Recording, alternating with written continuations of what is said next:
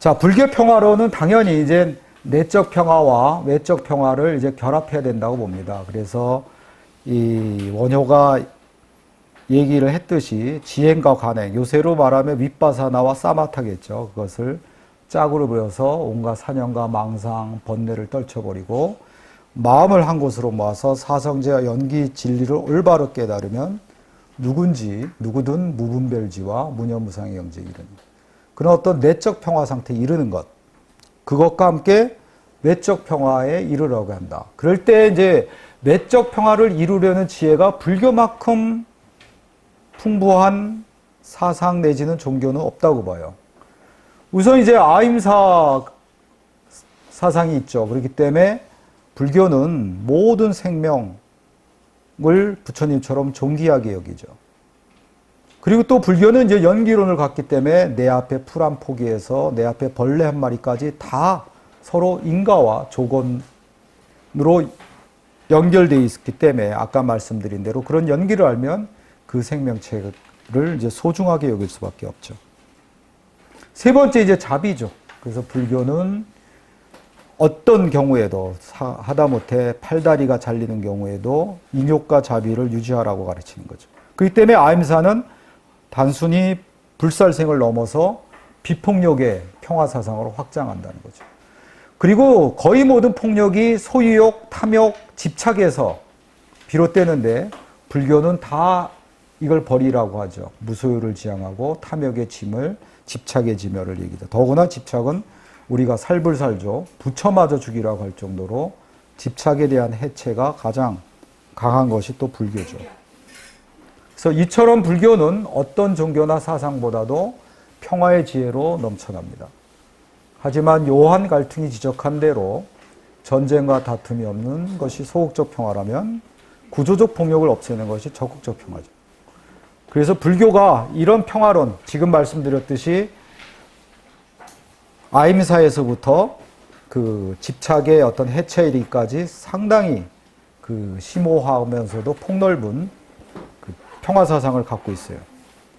그럼에도 불구하고 이제 불교가 하나 모자란 것이 있다면 구조적 평력을 극복하는 것에 대해서는 아직까지는 제가 이제 경전안에서 잘 못 찾았어요. 그 때문에 그거와 만나야 된다는 것이죠. 그 다음에 우리가 마주친 위기 속에서 이제 불교의 어떤 참여불교의 교리를 한번 찾아보는 작업을 하겠습니다.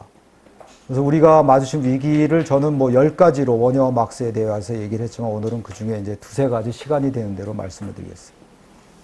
자, 환경위기입니다. ICUN이라는 이제 세계동물보존협회에서 물론 전수조사가 아니라 샘플링 조사를 했죠. 그래서 조사를 했더니 38%의 생명체가 멸종 내지는 멸종 위기에 놓인 것이에요. 언제 인간의 차례가 올지는 모르는 거죠. 그리고 이거는 이제 제가 볼 때는 임계점을 넘었습니다. 임계점을 넘었다는 게 2가지인데 하나는 2015년인가 17년인가 지금 헷갈리는데 15년인가 17년이 무슨 해인지 모르죠. 인류사적으로 저는 의미 있는 해라고 봐요. 그 해가 2017년, 17년, 15년? 조금 착각하는데. 무슨 해인지 아세요? 아니, 그거 인류사적으로 인류사적. 무슨 해냐면요. 아무도 몰라. 우리나라 사람한테 내가 물어봐서 강의 가서 물어봤을 때 대답한 사람 한 사람도 없었는데 도시 인구가 50%를 넘은 해가 그 해입니다. 도시가 메소포타미아 문명 같은 데서 만들어진 이후로 이제 도시 인구가 비도시 인구를 넘어섰어요. 절반을. 그건 뭐냐? 쓰레기를 만들고 이제 순환이 안 되는 인구가 절반을 넘어선 거예요. 그러니까 지구의 이 쓰레기가 이제 더 이상 이제 보존할 수 있거나 그 여분이 없다는 거죠. 그리고 이제 도가 사상으로 봤을 때 뭐냐면은 저는 무의라는 것을 그냥 영어로도 그냥 난두잉이라고 번역을 하는데 그게 아니라 저는 허를 만드는 거라고 제가 감히 해석을 해요. 빈틈을 만드는 거다. 그러니까 무의하고 자연하고는 도가 사상에서는 유사한 말이에요. 무의자. 아무것도 하지 않는 것. 자연은 내처하고 달라요. 스스로 자그럴 연이에요. 그게 무슨 말이냐면 안양천이 제가 대학 다닐 때만 해도요. 1급수였어요. 1급수. 구로공단 바로 위까지는 1급수였어. 그래서 거기 버들치를 소쿠리로 잡았어요. 그리고 물도 맑아서 그 밑바닥을 이렇게 걸어가면서 그 안양천에서 말조개 같은 거 막 잡고 그랬어요. 근데 그때는 환경법 이런 게 없어서요. 아줌마들 그냥 아침에 와서 그냥 오줌, 그때 오줌, 이 요강에다가 오줌똥 막 받았잖아요. 그거 그냥 버렸어요. 빨래도 다 빨고 와서. 근데 어떻게 1급수예요? 그게 빈틈을 만들었기 때문에. 물은 흐르면서 세 가지 작용, 이온작용, 또 미생물의 아까 말씀드렸던 물질 대사, 그리고 물속이나 물가에 있는 식물들의 흡수에 의해서 중금속을 분해해요. 그러니까 물은 흐르는 날 오히려 윗물보다 아랫물이 맑아요. 물은. 윗물이 맑고 아랫물이 맑다. 그거 과학적으로 틀린 말이에요. 그 대신 물이 멈추는 한, 흐름이 멈추는 한 우리가 4대강 보에서 보듯이 녹차라떼가 됩니다. 그 세 가지가 일어나지 않기 때문에 썩어버리는 거예요. 그러니까 안양천에 버리는 어떤 모똥, 오줌, 그때 막 중소기업 공장들도 환경법이 없으니까 막 버렸습니다. 오폐수를. 버리는 양이 90톤이다. 근데 안양천이 흐르면서 자연정화하는 것이 100톤이다. 그럼 10톤의 비오둠이 있기 때문에 그 90톤의 오폐수를 버려도 물이 항상 1급수로 유지된 거예요. 여러분도 그런 경험이 있을 거예요. 시골이 고향이신 분은 시골 물 맑아서 버들치가 살고 막 목욕했었는데 어느 날 갑자기 그냥 똥물이 됐어. 왜? 위에 소, 돼지가 그 허용할 수 있는 빈틈을 허용할 수 있는 수치를 넘어서서 똥오줌을 버리니까 이제 거기 질소에 의해서 엄청나게 썩어버린 거예요. 그래서 비오둠을 두는 거예요. 비오둠이 있는 한은 자연이란 건 스스로 자그를 연처럼 스스로 순환이 일어나면서 정화가 되는 거였죠. 자연 정화가. 근데 그걸 넘어섰어요. 이미 지구는. 그러니까 지금은 이제 더 오염될 수밖에 없는 거죠. 응? 네? 2008년이라고 도시인구가 그래요? 네. 그래서 아주 지금 심각한 상황입니다. 이 심각한 오염 문제만 하더라도. 자, 그래서 원효는 이제 금강산맥경론에서 씨와 열매 비율을 이제 얘기를 해요. 그래서 시간 관계상 바로 넘어가면, 자, 씨하고 열매는 하나가 아니다 이거죠. 불일이죠. 씨는 씨고 열매는 열매니까. 근데 씨에서 씨가 국강이면 열매 또한 국강사과를 맺죠. 그래서 그 씨가 단단하고 당도가 낮은 국강사과의 유전자를 갖고 있으면 열매 또한 그 국강사과의 맛을 갖고 있는 사과를 맺게 되죠. 또 열매가 후지면 씨 또한 뭐예요? 후지사과처럼 좀 푸석푸석하지만 당도가 높은 후지사과의 성질을 갖고 있는 씨를 맺게 되죠. 그러니까 또 이 둘이라고 할 수가 없어요. 씨는 열매 없이 존재하지 못하고 열매는 씨 없이 존재 못해요.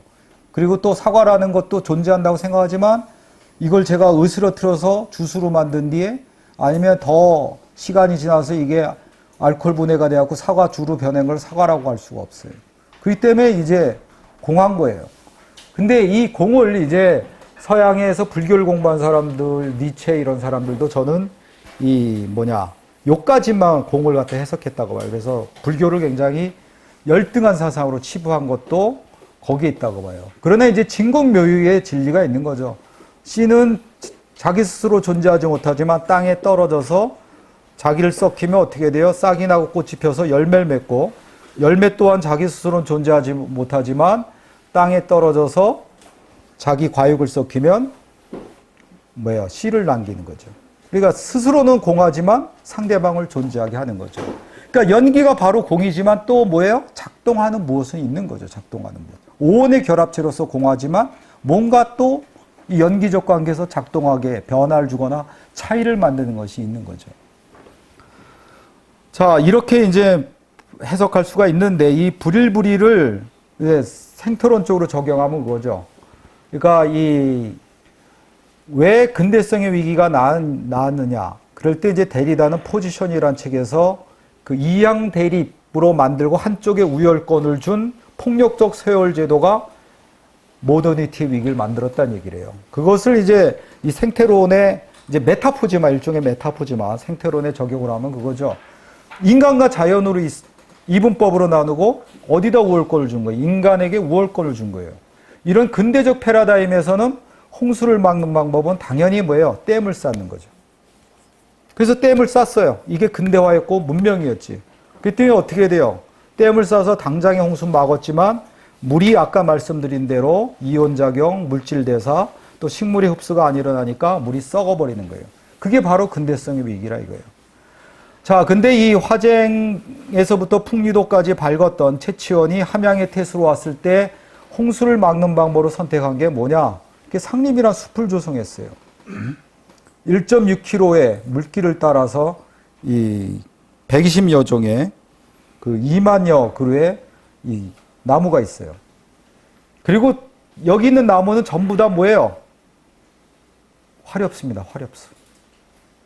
씨가 자기를 소멸시켜서 열매를 만들고 열매가 자기를 소멸시켜서 씨를 만든 거 같은 원리죠. 이렇게 상림이란 숲을 조성했어요. 지금 이거 반만 남은 거예요. 원래 일제시대 때 이 2배 이상 크기가 있었는데 일본 놈들이 벌채가고 또 우리나라 사람도 벌채하고 이래서 지금 반도 안 넘은 게 이겁니다. 그러니까 뚝을 쌓는 대신 채치원이 택했던 것은 화쟁의 불일불이식의 생태론이었죠. 그래서 나무를 심어서 어떻게 돼요? 어떻게 홍수를 막은 거예요? 물은 나무의 양분이 되고 씨가 자기를 죽여서 열매를 만들듯이 또 나무가 어떻게 또 홍수를 막아요? 제가 초등학교 선생님한테 배웠을 때는 나무가 비가 많이 올 때 물을 흡수했다가 비가 안 올 때 뿜어낸다고 배웠어요. 여러분들 그렇게 배우지 않았어요 혹시? 근데 그게 아니더라고요. 그게 뭐냐 하면 나무가 이제 뿌리를 막 땅 속에 뚫잖아요. 그게 화학적으로 뚫어요. 그래서 바위도 뚫고 가는 거예요. 화학적으로, 물리적으로 뚫는 게 아니라. 그렇게 막 구멍을 내요. 그러면 뿌리하고 그 나무가 뚫은 구멍 사이에는 간극이 있어요. 그 공간으로 물이 스며드는 거죠. 물이 스며드는 거죠. 그래서 천여 년 동안 홍수를 막으면서도 물이 맑게 유지가 되게 만든 거죠. 더 놀라운 건 여기에 7개 실개천을 만든 거예요. 그래서 실제로 지금 캐나다, 독일, 호주에서는 이 방식으로 바꾸고 있어요. 그래서 댐을 허물고 강 유역을 넓히고 실개천을 만들고 숲을 조성하는 거죠. 그러나 이제 저는 더 나가서 여기에 이제 채치원이 부임한 첫 해는 어떻게 했을까요? 뚝이 있었어요. 그래서 뚝이 근대적 방식이고 서양적 방식이고 상림이 탈근대적 방식이고 동양적 방식이 이 두 가지가 하나가 돼야 된다고 봐요. 그 다음에 이제 폭력과 테러가 지금 점점 심화되고 있죠. 그때 20세기에 하나의 화두처럼 나온 게 뭐냐면 왜 무지몽매한 중세시대도 아니고 이성과 교양 또 보통교육이 가장 활성화가 된 20세기에 왜 집단학살이 끊이지 않았냐 이거예요. 유태인 600만 죽였죠. 루안다 400만 죽였어요. 난징 대학살 때 일본군이 30만의 민간인을 학살했어요. 우리나라도 학살은 아니지만 6.25 때 민간인 200만 이상이 죽었어요. 폭격이나 뭐 여러 가지로. 또 관동 대지진 때 학살당했고 또 지금도 막 이라크에서 뭐 인도네시아의 야채에서 계속 학살이 일어나요. 왜 그러냐 이거예요. 그거를 이제 한나 아렌트는 평범한 막 순전한 생각 없음이라고 봤어요. 그러니까 아이만 재판을 보고 아이만이 악마의 아들인 줄 알았는데 오히려 순진한 충직한 관리인이라 이거예요.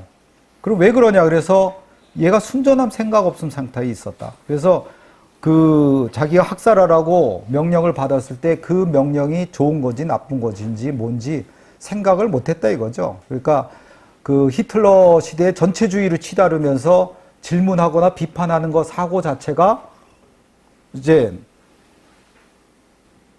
그 자체가 이제 부정당하고 오히려 그러지 않는 것이 일반화되는 사회 속에서 얘도 순전한 생각 없은 상태에 있었고 그래서 평범한 사람도 아이만이 될 수 있다 이렇게 얘기했던 거죠.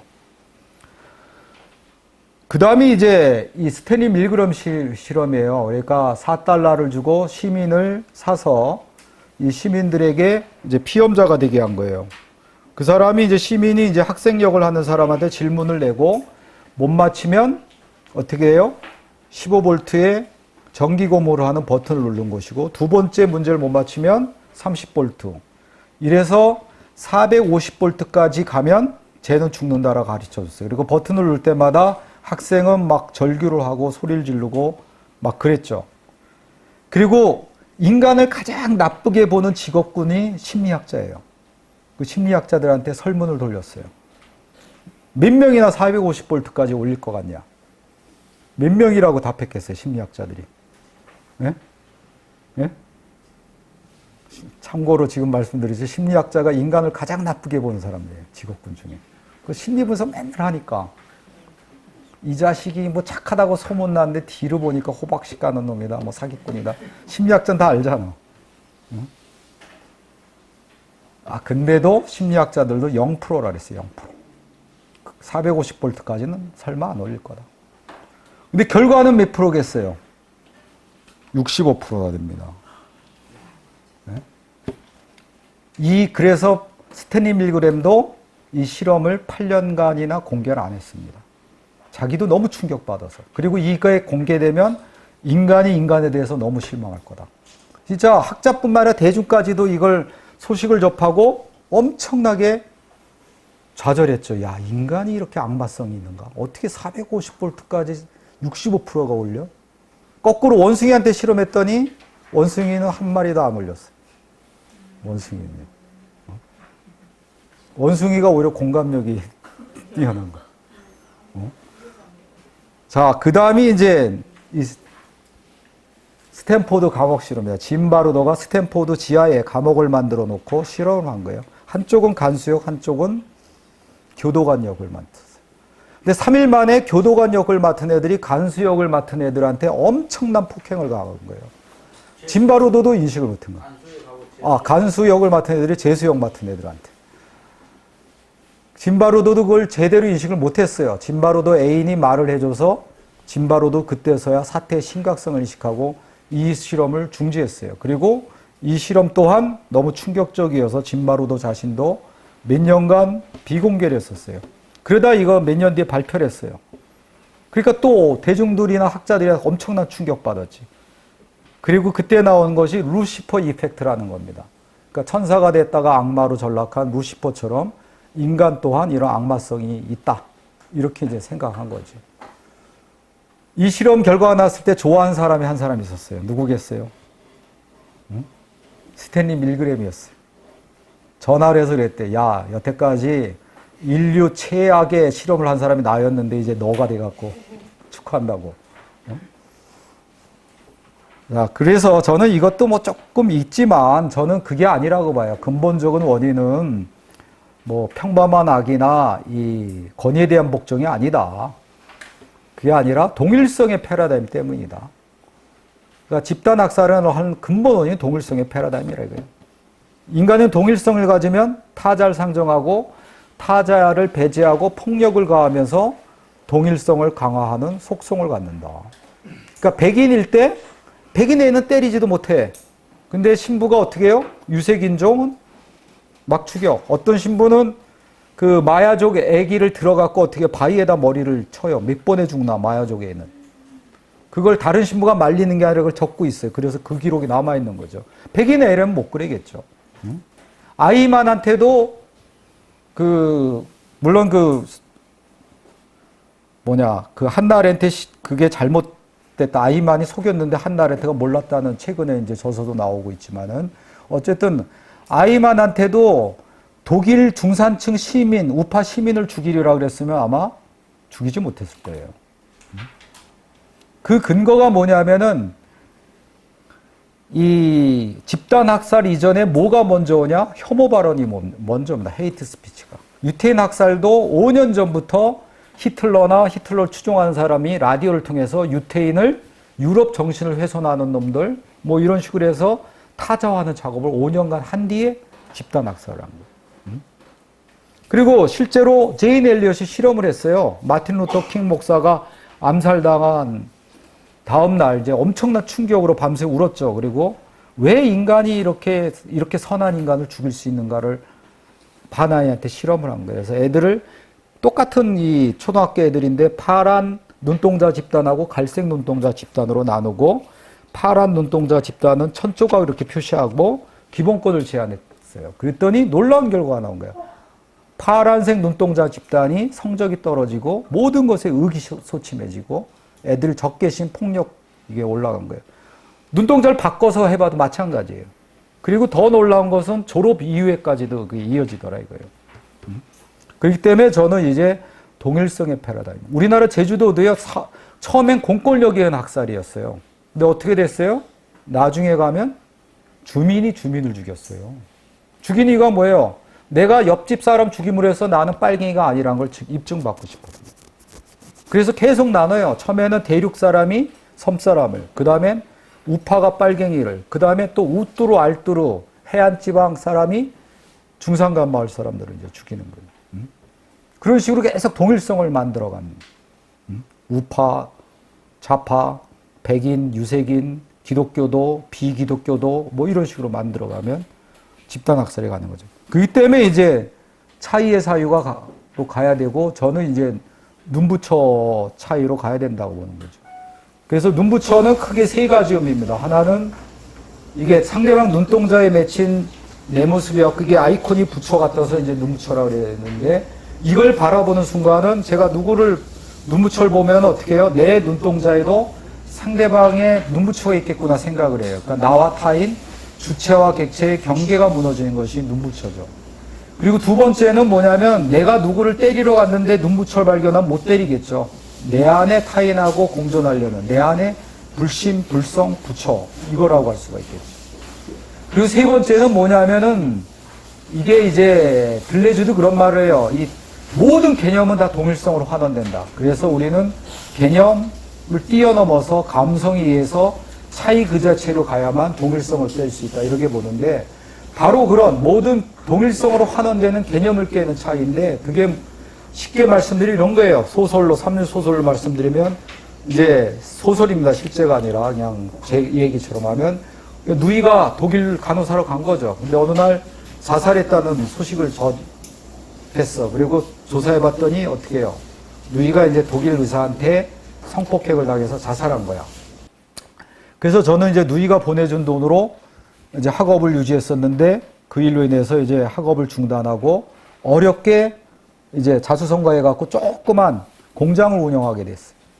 근데 그 고유명사가 아니라 보통명사 독일인 의사도 되지 말자 그래서 어떻게 해요? 내가 공장에 100사람을 고용한다면 50명은 그 동남아 뭐 이런 그 이주 노동자들로 고용을 한 거죠. 그리고 그들하고 일주일에 최소한 한 번 이상 같이 밥 먹고 같이 놀고 이랬던 거죠. 근데 어느 날 제 아들이 와서 아빠야말로 아빠가 가장 증오하는 독일인 의사다. 그리고 집을 나가버렸어. 왜 이랬겠어요? 어느 날 제 아들이 그 이주 노동자 가운데 흑인 여성 이주 노동자를 데려와서 결혼하겠다는 거예요. 그러니까 저는 이제 상당히 고민했겠죠. 근데 이제 두 가지가 걸리는 거야. 야, 아들아, 내가 걔를 딸처럼 생각하지만 두 가지가 걸린다.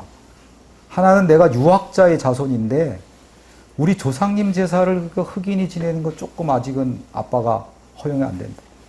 그리고 백보양면서 그것까지 아빠가 그냥 간념이라고 깨버려. 그렇지만 그거는 깰 수 있는데 내 손자가 한국 사회에서 혼혈하라고 손가락질 받는 거 허용 안 된다. 이거 생각 바꿀 수 없냐? 이래까지 아들이 그 말하고 나간 거죠. 근데 어쨌든 아들의 그 말 속에서 자기 속 안에서 독일 의사를 발견하고 그 다음날 이제 전화해서 그 이주 여성 노동자 그리고 나 그리고 그 아들 이렇게 넷이 소풍을 가서 제 부인하고 제 안에 독일인 의사 그 이주 여성 노동자 그 노동자 안에 있는 내 누이 넷이 하나가 되는 게 이제 눈부처 차이죠. 이건 이제 감성에 의해서 도달하기 때문에 이제 동일성을 깨버리는 거죠. 그래서 뭐 몇 개 더 있지만 여기까지만 하고 이거 마지막으로 보겠어요.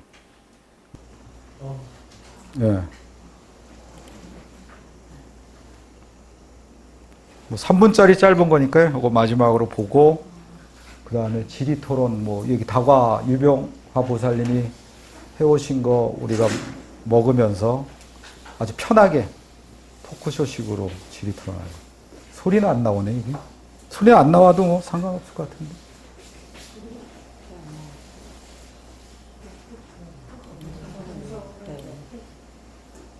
그냥 음악이에요.